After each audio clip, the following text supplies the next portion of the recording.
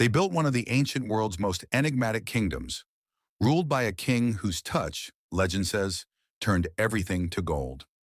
But behind the myths lies a deeper mystery. Who were the Phrygians, really? Despite their fame, their origins have puzzled historians for centuries. Were they native Anatolians rising from the ashes of the Hittite Empire? Migrants from the Balkans, as ancient writers claimed?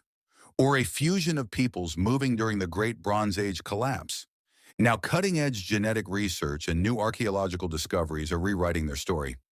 Today, science uncovers the true ancestry of the Phrygians, revealing a migration that reshaped the ancient Near East.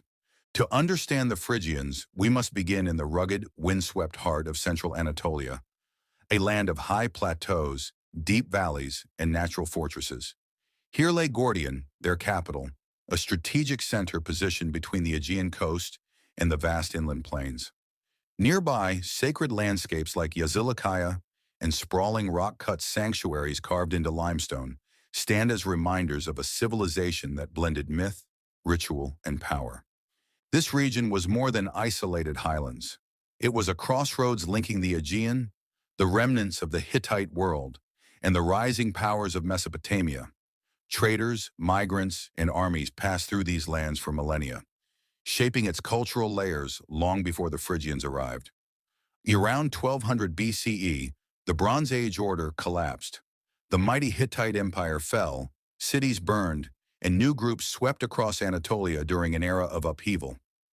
Into this power vacuum emerged the Phrygians, a people whose rise coincides with the chaos of the early Iron Age. By the 9th and 8th centuries BCE, they had built a kingdom of monumental architecture and artistic innovation. Massive tumuli, including the famed Midas tumulus, tower over the landscape. Their distinctive musical traditions, the aulos and lyre, influence Greek culture. Their script, carved into rock faces, resembles graffiti and preserves fragments of a language still only partially understood. Yet even their architecture and artifacts reveal clues to a mixed heritage. Local Anatolian traditions fused with foreign elements not seen in earlier cultures. The land of Phrygia was both ancient and new, a cradle where indigenous roots and incoming peoples merged to form an identity unlike anything else in Anatolia. The question of Phrygian origins has captivated scholars for centuries, and ancient writers offered a striking claim. Herodotus insisted that the Phrygians originally lived in the Balkans, where they were known as the Phrygi, before migrating into Anatolia. To the Greeks, they were foreigners, newcomers whose arrival coincided with the turmoil after the Bronze Age collapse. This idea gained support from linguistics. The Phrygian language shares notable similarities with ancient Greek, hinting at a connection deeper than mere contact. Certain grammatical structures, word roots, and even religious terminology suggest the two languages may have diverged from a shared Indo-European ancestor within Europe. Archaeological discoveries also fueled the hypothesis. Pottery styles, weapon types, and burial customs found in early Phrygian layers closely resemble those from the Balkan Iron Age. Settlement patterns and fortification methods show parallels stretching from Macedonia to Thrace, implying population movement rather than simple trade. The timeline aligns as well. During the late Bronze Age and early Iron Age, roughly the 12th to 10th centuries BCE, large-scale migrations swept across southeastern Europe. Displaced groups crossed the Hellespont into Anatolia, following the collapse of Mycenaean kingdoms and the decline of Hittite authority. Some arrived as raiders, others settled as refugees or opportunists seeking new lands. But debates persisted for decades. Were these Balkan similarities proof of a real migration or just cultural diffusion? Critics argued that ancient authors often exaggerated or misunderstood movements of peoples. For a long time, the truth remained uncertain, but now with ancient DNA finally extracted from Phrygian-era remains, science is answering the question in the most definitive way yet, and the results lean strongly toward a remarkable conclusion. Over the last few years, ancient DNA has finally begun to answer the question that history alone could not. Between 2021 and 2024, scientists sequenced human remains from Gordion, the Phrygian capital, and nearby sites across central Anatolia. What they discovered was nothing short of transformative. For centuries, the dominant assumption was that Phrygians were simply the descendants of Hittite-era Anatolians who reorganized after the Bronze Age collapse. But the genetic results tell a different story.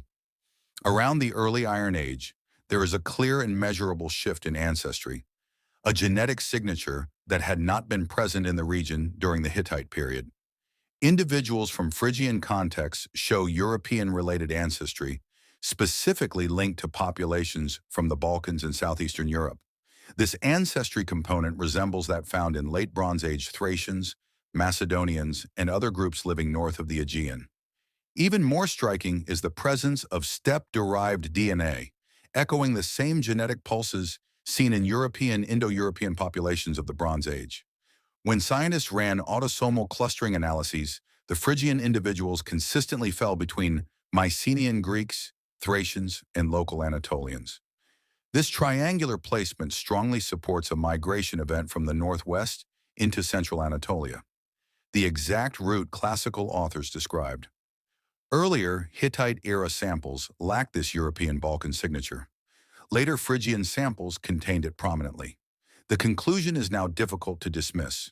The Phrygians were not an isolated Anatolian evolution. They were a hybrid people, formed through the merging of newcomers from the European Balkans with the indigenous populations of central Anatolia. Ancient DNA has confirmed what Herodotus could only hint at. The Phrygian story begins beyond the Aegean, carried by migrants who reshaped the genetic landscape of Anatolia. To truly understand the Phrygians, we must place them within the vast Indo-European migrations that transformed Eurasia. Deep in their ancestry lies Tisam steppe genetic signature, found in the Yamnaya and related Bronze Age populations that spread Indo-European languages across Europe and parts of Asia.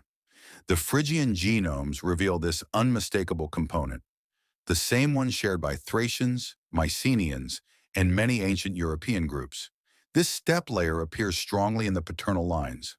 Y-DNA haplogroups associated with the Phrygians, including variants of R1b, common among Western and Central Indo-European groups, and J2 with deep roots in Anatolia and the Near East, highlight a blending of newcomers and locals. This asymmetry, with foreign-influenced Y chromosomes but maternally inherited mitochondrial DNA showing continuity with Bronze Age Anatolian women, suggests a familiar prehistoric pattern: male-mediated migration.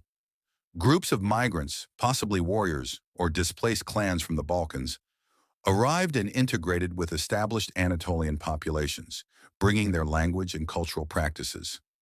Linguistics reinforces this picture. Phrygian is an Indo-European language, but not part of the Hittite-Luwian Anatolian branch. Instead, it is closer to the Balkan and Aegean Indo-European family, hinting at a migration separate from the earlier Indo-European wave that produced the Hittites. The language bridges Greek-like features with its own distinct grammar, marking it as a unique branch brought into Anatolia rather than born there.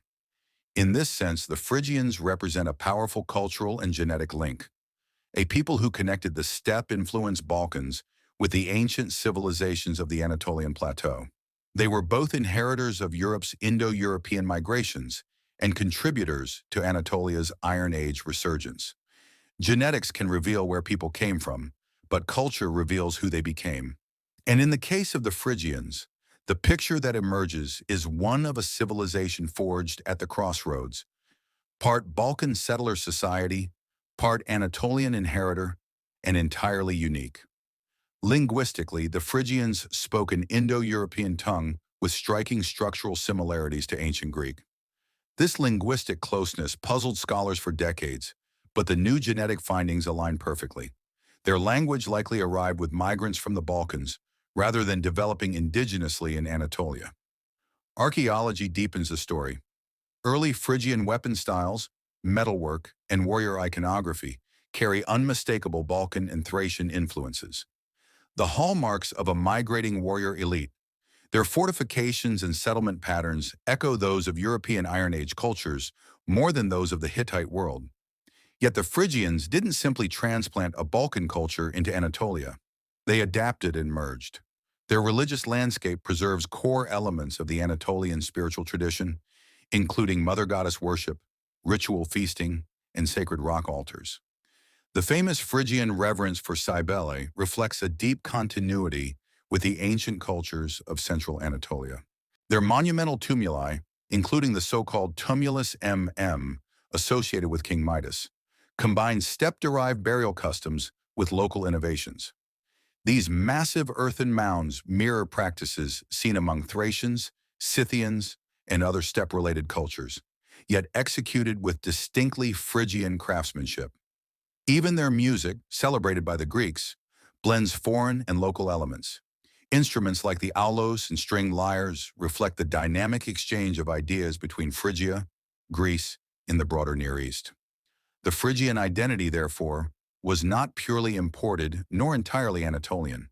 It was born in fusion, the result of migrants absorbing, reshaping, and ultimately defining the culture of the high Anatolian plateau. The Phrygian kingdom rose quickly and fell just as dramatically. Around 696 BCE, waves of nomadic Cimmerian raiders crashed into Anatolia, toppling Gordian and shattering Phrygia's political power. Yet the people themselves endured.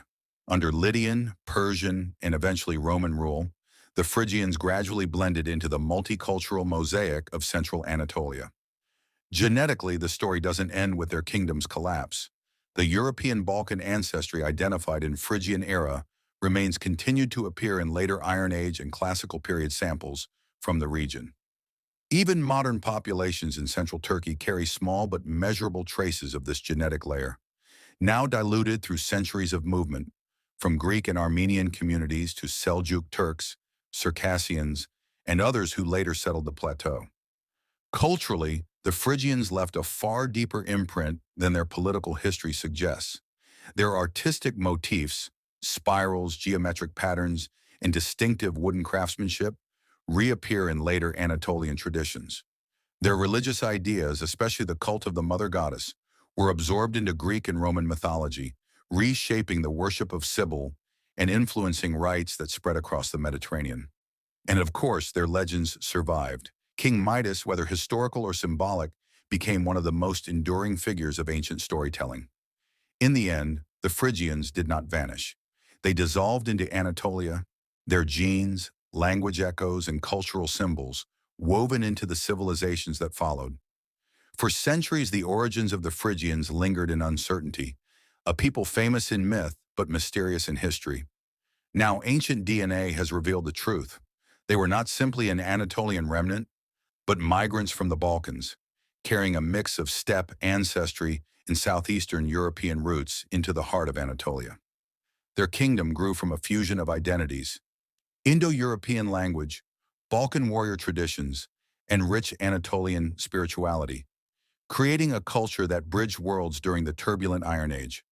Science has uncovered a story more dramatic than legend, a people shaped by migration, strengthened by adaptation, and remembered through myth long after their kingdom fell. The legend of King Midas may be myth, but the journey of the Phrygians is real, written not in gold, but in their DNA.